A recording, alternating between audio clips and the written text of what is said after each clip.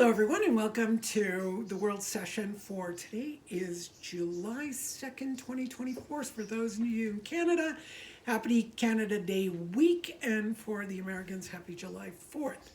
All right, so what we're going to do today is look at resilience, all right? So I'm just going to go through, if we look at our nervous system, the connection to the brain, also as you've noticed, I've been into the blood-brain barrier recently. It's really how do we keep out all of that toxicity, make sure that the blood-brain barrier is strong, that we're getting our ions discharged into the ventricles. Let's start with that. Let's do a little discharge.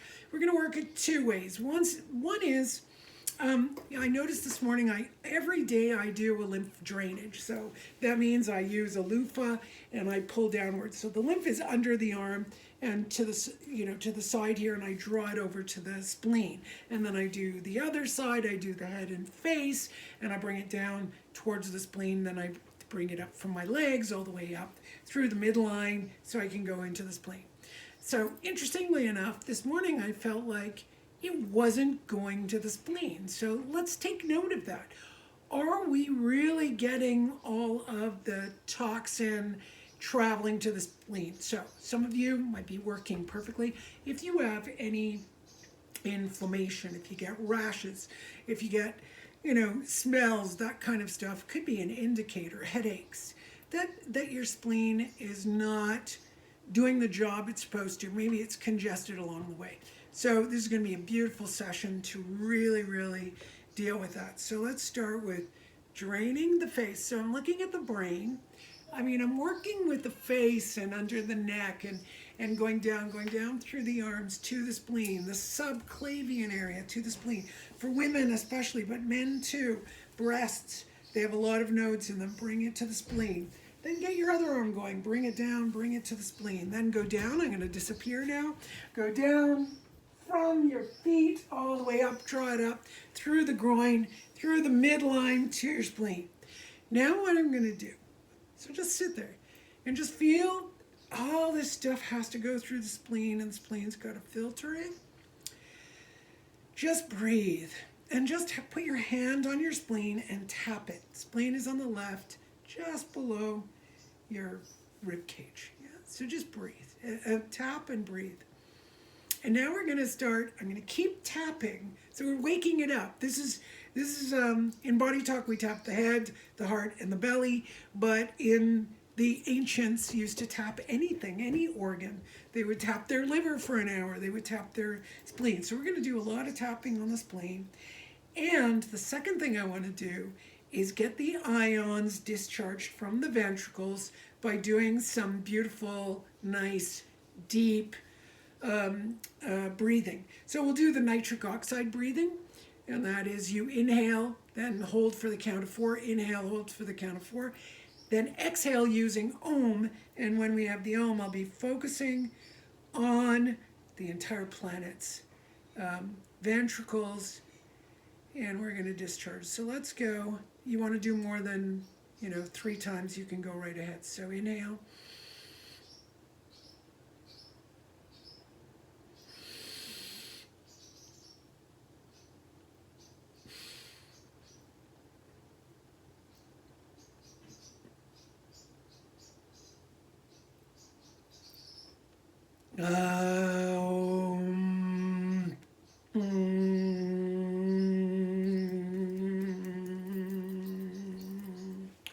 All right, so now if you feel into that, you'll probably feel some flexibility coming.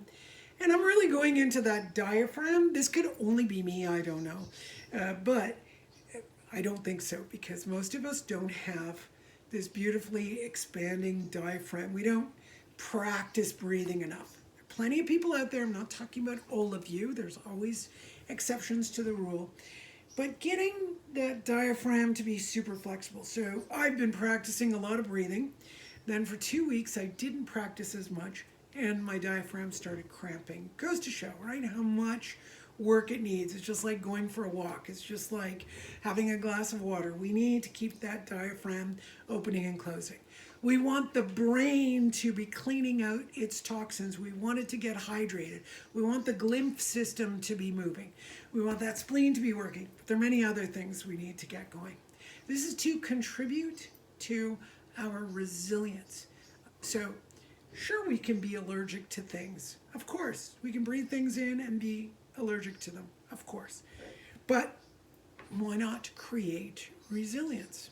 Why not create resilience? So here I'm looking at the membranes that coat everything.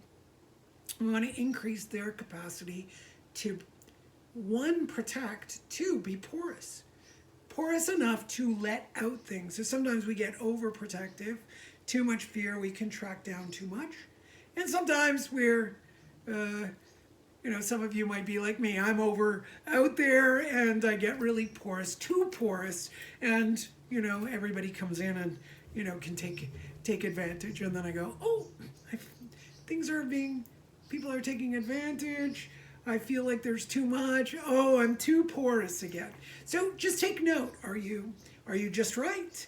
Are you on one side where you're too contracted and nothing's coming in? That can be job. That can be living arrangements. That can be love in your life. That can be all kinds of things. Now you could have both. You could have a home. You could have relationship. You could have job. But maybe you don't have enough joy coming in. It could be a whole bunch of things, right? So just take note. I might be porous to some things and contracted and it's not coming out. And that is going to also influence how your physical body is working. Don't forget, your consciousness and your physical body are so interrelated. You can't have the body without the mind and the mind without the body, right? If you think of Matrix, the movie, right? Even though you're in the Matrix and you fall from a 25, 30-story building, you still could die because the mind thinks you die. So you die, right? So there's a very, very intricate interconnectedness with our minds and our bodies. So that'll bring us to another form of resilience. Like how do we develop resilience, right? How do we do that? So one of the things that we were looking at as a group, we have to be practical, something really simple so we develop resilience. If I'm not resilient and I'm not feeling good, it's not going to be the easiest thing for me to start doing something really complex. It's going to be terrible. So a simple thing, a really simple example is if you want to learn to skateboard, you start every day getting on the skateboard. Or you want to learn to bake something, every day you go and bake it and you fail and you go back and you do it again and you fail and you go back. So it's really keep repeating the pattern till it's done. But what is the variable in here is that when you're trying to do something, so let's work with someone. This is the way I used to be when I had problems with my hips before I got new hips. One of the things that was foremost in my thought was, when I get out of bed in the morning, what's a different way I could get out to experience less pain? So whatever you're doing to build resilience, if something fails, find that one thing and try 10 different ways to do it, whether it's walking, whether it's reaching, no matter what you're doing, find 10 different ways to do it. You're going to develop your brain, you're going to develop flexibility, you're going to work with your neuroplasticity, and you're going to develop resilience, because when something is difficult to do, you'll find these really simple steps, one little thing, and you'll try 10 different ways and you'll get it done. There you go, you got resilience. When you fail, you won't conceive of it necessarily as a failure. You'll see it as that doesn't work. So yeah, let me find 9 other ways to get that done.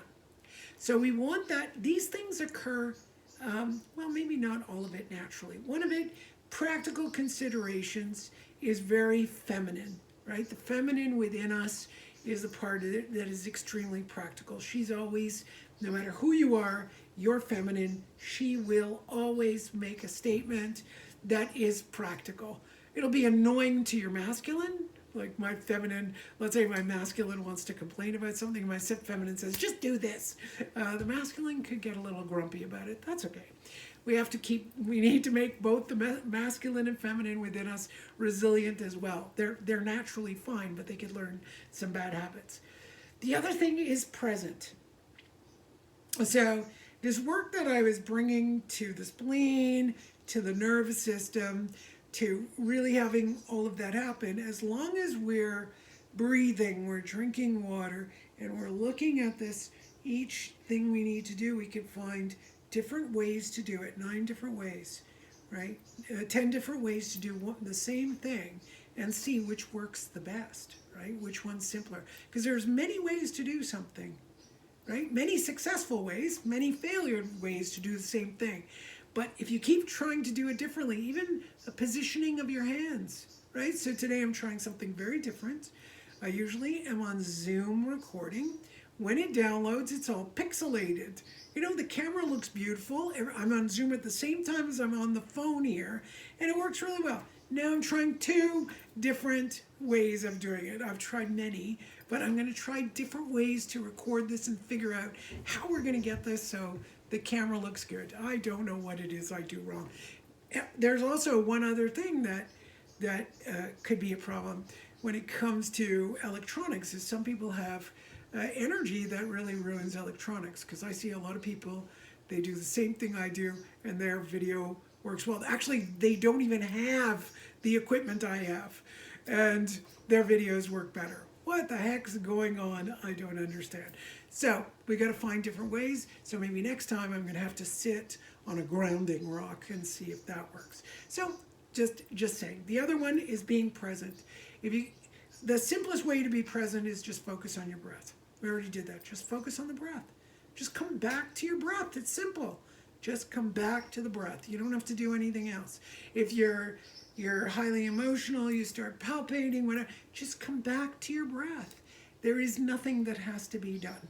Nothing that has to be done. You think it does, but it doesn't. Not in that one moment. You've got a moment. Okay? The other one I think I'm going to have to bring up is don't think about the future. Like, don't think about tomorrow. So you're in the present. If you're in the future, you're guaranteed to drive yourself nuts, okay, if you're in the future. I, for one, the minute I'm in the future, I'm thinking about tomorrow and even an hour from now.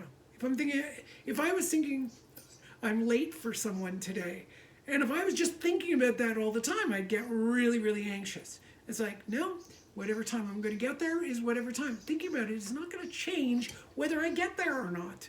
It's not a big deal. I'm doing what I'm doing now. That was the second one, 10 different ways. And yeah, practical, present, trying things, 10 different ways to do something. And you could test yourself too, is see that you could do things 10 different ways and they don't work. 9 of them don't work. But try 10 different ways that are all successful and see which one happens in the simplest way possible. Right? So you can move your hand in different ways. Let's say you have a shoulder pain and you try to move your shoulder. You know, sometimes people just do that and just move their shoulder. Instead, find a different way. So I've had a lot of shoulder difficulty, and if I can bring my arm up, but getting it back down was impossible.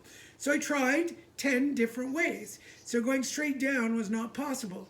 So then I would try this to bring it straight down. And I was like, okay, you're being a little bit silly. Try something completely different. And I started moving it like this. I was like, it wasn't not painful, but I could get the arm down. And then I kept trying different little teeny tiny variations. And I think that builds resilience. So I'm sure it builds resilience. One of the things that, before it was like, oh, my poor arm, and how am I going to move it? Oh, no, it was stuck. And I'd freak out a little bit and panic. Instead, I said, no, you're going to find the 10 different ways. And now it can get stuck. And I'm like, no, you can find 10 different ways to figure out how to move this arm, and you will be able to do it. So there you go. It could be as simple as that, or it could be a filing system, or it could be making videos, or it could be at your job, or it could be even approaching relationship. You're going to date. It could even be that. It could be approaching, when I have a difficulty with my partner, and he and I are not communicating. We have some things that we don't communicate on. So I try different ways. I try in very, very different ways. Sometimes it's very subtle because people will say, I tried that. Yeah, but I'm certain you could do the same thing with tiny little shifts and you will find it works. And it does. And it could take a long time. But what else do you have to do in your life but figure out what the problems that you have and making them into something excellent? All right, and which is going to take me straight to joy, and I have this tarot deck that I've kind of fallen in love with. So I'm going to pick 3 cards to look at this tarot deck for all of us today. I'm actually going to focus on the group because and everybody who reads. I'm not going to focus on the entire world for the moment. Everything else was for the entire world, but this is for my treasured people who show up all the time and listen. We're going to focus in on what do we need to do for this session. So the first card that comes up is 8 of Clouds, which is change direction. Okay, that's hilarious. Okay, so we're on target here. Find 10 different ways to do something, 10 different directions. Fantastic. Change direction. Then sanctuary. All right, so that's beautiful. So maybe our group and those of you in the world who feel this way, we might need a precious sanctuary. It's really interesting. I did a session this morning, and the whole session started out with this idea that the person should find a beautiful place in their home because you need a protective place to listen to your session at times. You can be outside in nature, but if other people come, sometimes it's very, very disruptive.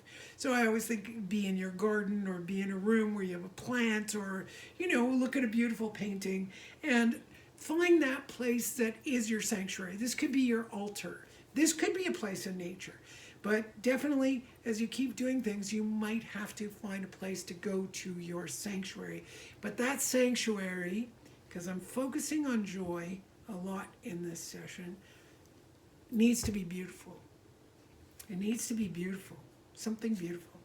And the last one is strength, the quiet power. Well, there we go. That's resilience. So I think the cards are actually wishing us resilience and strength to do all of this. So thank you. I love you. Have a great week and see you next week. Bye.